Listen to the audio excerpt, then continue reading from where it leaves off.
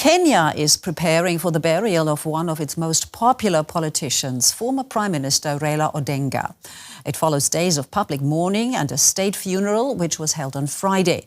He died in an Indian hospital earlier this week of a suspected heart attack. On Saturday, tens of thousands of people paid their respects to Odinga before his coffin left by helicopter to travel to the burial site in western Kenya. And with that, we go straight to DW correspondent Felix Maringa in Western Kenya. Felix, now you have been following the mourning ceremonies for the death of Odinga for days. Where are you now and what is happening there?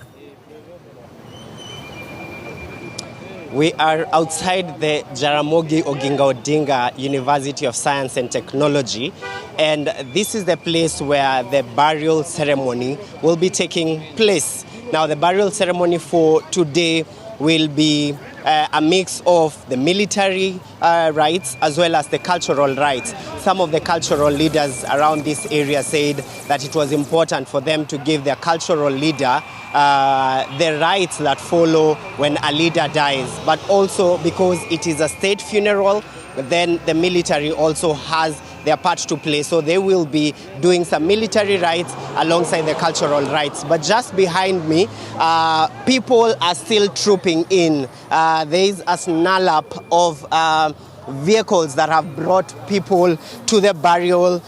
People are still walking towards the venue to just ensure that everyone gets a glimpse of the service that will be taking place. The cortege carrying the remains of the former Prime Minister have just gone inside the stadium for the ceremony to begin. The President has also just gone slightly a few minutes before the body arrived so that the President would receive the body alongside the family members. So that's what is happening right now. Crowds still gathering. People have traveled from far and wide to come and pay their last respects to the former Prime Minister. Now, Felix, why is Odinga's death causing such an outpouring of grief, as we've seen and as you described? Raila Odinga was not any common person. He was a man who wrote his own history while he was alive. Raila Odinga defied some of the Kenyans' most difficult time under the then president, Daniel Arap Moi.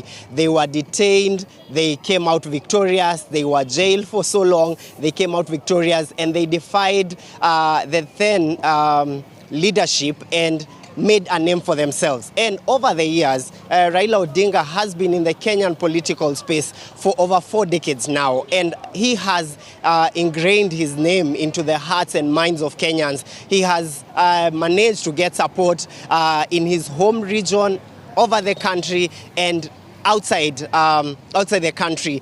People internationally have also been mourning. Kenyans living abroad have also been mourning because Raila Odinga not only stood for what he thought was right, but he also pushed for human rights, and people went to believe in whatever he was saying, and they actually followed him to the latter. So he's not just any simple man, and that's why people are saddened and are grieving him greatly.